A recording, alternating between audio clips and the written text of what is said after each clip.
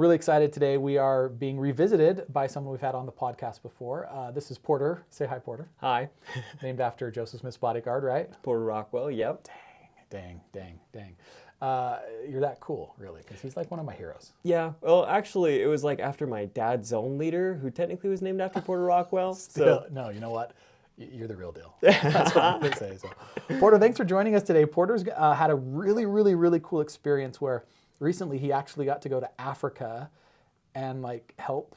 This sounds terrible, but like demolish part of the temple for the reconstruction, right? Yeah, that's exactly what I did. Okay. So cool. And there were some spiritual experiences there that he's going to share with us, and I'm just really excited. Thank you for being here today. Of course. As always, though, we're going to play a game. And this has become one of my favorite games. I need to find a couple new games, but for today, we're going to play Mormon Mouthful, okay? Okay. So for those who maybe have not listened before, I've got some cards here, and on these cards are some seemingly random words put together, but when said out loud, it actually sounds like something that has to do with our culture and our church, okay? We're going to set a timer here for a minute each, and we're going to see who can get the most. Oh, man. Does that make sense? Yes, it does. Okay, do you want to go first, or do you want me to go first? Do you want to give the clue or get the clue first? I'll give the clue. You're going to give the clue? Yes. Okay, so cool. So you hold it up like this. What you'll do is you'll hold it up one card at a time, and on the back, you'll see the actual, right? Does that make sense? And then you can flip it back and forth because there's two per thing. Does that make sense? Okay, yep. So I didn't really look at that one, but here we go. Okay, when you hold it up, I will begin. Ready? Yep. Okay, go. Up, pause, souls, apostles. Nice. Okay, that one's pretty easy. Have in, heaven. Nice. Okay. I think we got the easy ones this time. Cause bill, gospel. Nice. Okay. Ape raw hammock oven ant. Ape raw hammock oven ant. Ape raw hammock oven. Abrahamic covenant. Nice. That was a little tougher. Buy in haired wreck. Buy in haired wreck. Oh, this one's hard. Buy in haired wreck. Buy in haired wreck. Buy in haired wreck. Pass. Okay. Pass. Sorry. Na of you, Illinois. Na of you, Illinois. Nauvoo, Illinois. There you go. Okay. Nice. Hen court. Hand cart. There you go. Oh, right at the buzzer. Okay, that was a minute. I'm going to do terrible. What was that other one? What was that one I missed? It was the Pioneer truck, I think. Buy in haired wreck. Yeah. Pioneer. Oh, that was tough. Yeah. Okay, so what did I get? I got 1, 2, 3, 4, 5, 6. I got 6. Okay, 6 is the one to beat. Okay, you ready? I'm not very good at pronouncing things, but this is going to be fun. That'll be fun for most of us. Maybe not you, but us. Okay, you ready? Yep, So ready. Get set. Go. Farm hilly scan beat to gather for heavier. Wow. Farm hilly scan beats to. Oh, families can be together forever. Nice. Okay. Manifesto. Dang, you are good. Okay. Grace. Dang. He jeeped.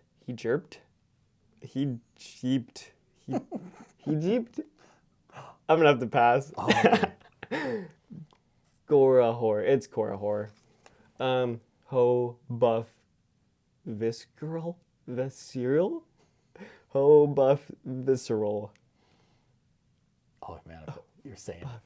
Visceral. I'm gonna have to pass on that one. Okay. See how many we can get. War herd Kiawayor. Herd Kiawayor. I love this game. It's so dumb. War herd Kiawayor. Yeah, I'm gonna have to pass again. Okay. Spear hit Bahadi. Spear hit Bahadi. Oh, it's spirit body. Okay. Hip. Oh my. Phil hippie yawns. Philippians. Dang, good. I almost said that wrong. At the buzzer. Good. Okay, so you got Philippians. Spirit body. Okay, this one right here. So read this one again out loud. War herd Kawayor. Ward choir. Oh, wow. Okay, so you got 2 there. You got those. You got 3, 4 there. This one? Ho buff visceral? Visceral? Hope of Israel. Oh! Oh, that makes so much sense. And then you got both. We tied. Let's go. Okay, good job. Good job. Well, Nice. thank you, man, for playing. I know it's a dumb course. game, but I don't know why. It's That was one of my actually really favorites. fun. Yeah, that was pretty good. Pretty good. Well, Porter, thanks for joining us today. And first of all, I know that you've been on I think like a month ago, you were on with the LDSSA. And so tell us a little bit about you, just in case people don't know. Yeah, so my name is Porter Cook. I'm originally from South Carolina. I'm actually the vice president of the LDSSA along with Dixie. She is the president. Oh, it's the battery. Okay, we'll keep going. Okay. But I'm actually going to Utah Tech studying mechanical engineering right now. Sweet. And how much longer do you have? I have about 3 years. So. Okay, so you got a long haul. Yeah. How are you enjoying it so far? It's been amazing. Are you still in generals? Are you doing your gen ed, or are you like into like the actual program? I actually knocked out all my generals this semester, so. Dang. Yeah. So now this is where it gets fun, man. I know. Okay, that's awesome. Well, Porter is a stud, and he is so active here at the Institute, and he does so many different things that just make him amazing. And not that a trip makes somebody more amazing, but this trip, I think, makes you more amazing. You just had a really cool opportunity. So I know that there was a connection between this trip that you just took and the mission. Could you share with us a little bit that connection? Absolutely. So I served a mission in Ghana, Accra. I actually had the opportunity to serve there for about 10 months. And then COVID hit, the world shut down, and I actually got reassigned to the Las Vegas, Nevada West mission. Okay. And so it was kind of interesting. Like, I was preparing to go back, and so I really like hammered down hard the language. Like, I was gonna go back, and then I never got to go back. So this was really cool. I actually had one of my mission companions reach out to me, and he was saying, "Don't you know the language pretty well?" And I was like, "Well, I did study it for like a long time." And he's like, "Well, there's this awesome opportunity where we're gonna go to the Ghana Accra temple and actually do some demolition there." So that was really cool. That is just, wow. Like, how long were you there? So we were there about the entire time that it took us. We thought we were gonna get done on Wednesday, but it ended up being on Sunday that we got done, and then we had 3 days afterwards just to visit with families that we had taught. So it was about a week and a half. So cool, man. Yeah. Oh, I haven't been back to my mission. I'm a slacker. But what a cool opportunity to go back and reconnect with them, and also to be a part of such an amazing work. Yeah. That's so cool. So let me ask you this. So you get to Ghana. Did the language come back to you? And by the way, what language is it? So it's actually a Santi tree. It's a dialect of Akan, which is like 3 different dialects in themselves. There's Poyapim, Fanti, Asante, and then there's one other one, but I always forget the name of it. Okay. But yeah. Did you feel like the language came back to you though pretty quick?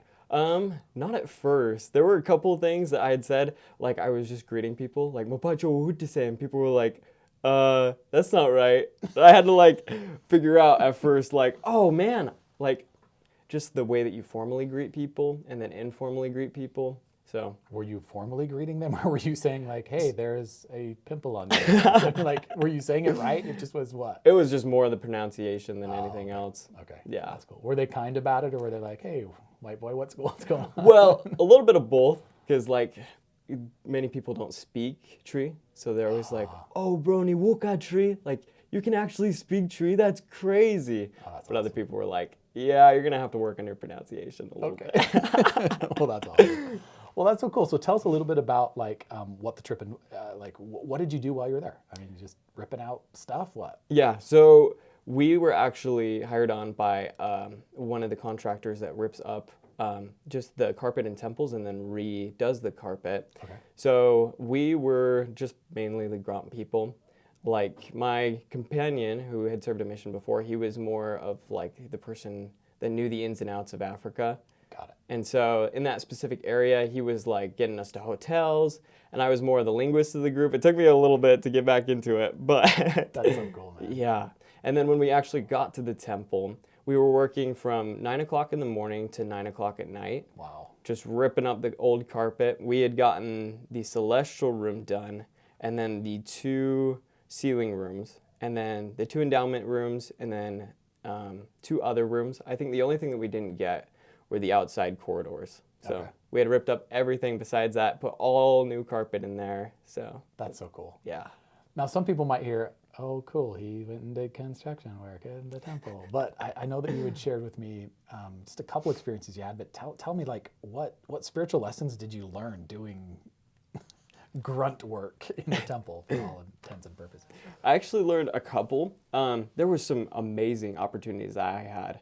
One of the opportunities that I had, we were actually taking lunch at the area office, Okay. and we sat down, and like we had gotten to know our, I guess it would be waitresses here in America, but like the people who make the food, and we were talking to them in a Santi tree, and all of a sudden I noticed everybody just got quiet. Like everybody just got quiet. And in walks this guy, and he's got 4 guys all around him, and everybody was like all hushed. And he comes up, sits right next to us in This this, is an important guy, you can yeah, tell. yeah, in this tribal clothing, and he's like, "Hey, oh brony, mapacho wuhutisen." I was like, "Hey yo, mapacho nanswe." He's like, "Nomiadumo." He's like, "Hey."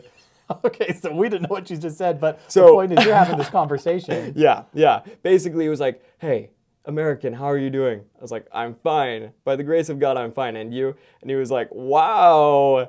And it was really interesting. He switched into English, and he was like, "You are now my honorary nephew." That's and so cool. yeah, I got to take a picture with the king. So he is actually the king of the region of Obono. So there are so many different regions out in Ghana.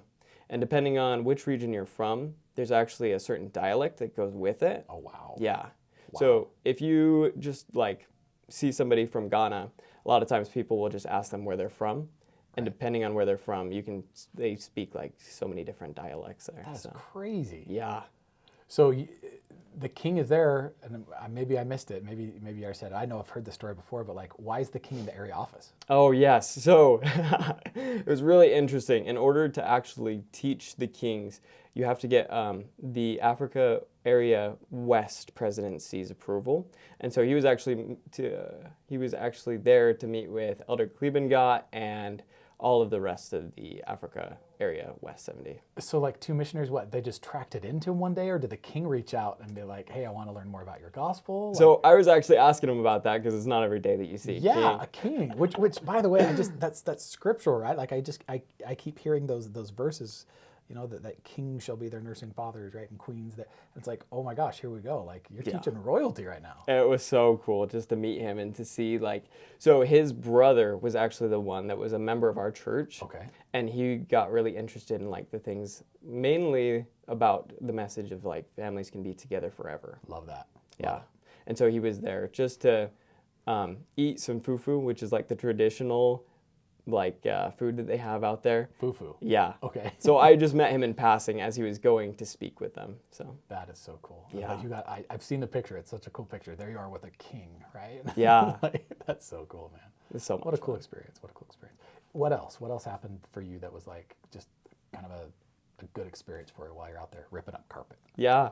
So one experience that I had was I was just going from area to area after we had gotten done with the temple, which being in the temple that long from 9 o'clock to 9 o'clock, that was amazing in and of itself. But as we were kind of traveling to the different families we had taught, it was really interesting. I had taken a taxi from one of the areas that we had to another, and I just got talking with a guy in Asante Tree, and we were talking about just the things going on in his life and kind of talking in Asante Tree, him being amazed that I could speak it, me trying to get better at Asante Tree. Right. And I was just asking him about his family, and he started talking about his wife who had actually 6 miscarriages. Oh, jeez. Yeah, and so I was just talking to him. I was like, that must be so hard. Like, I'm so sorry about that. He's like, I'm just grateful to have a wife.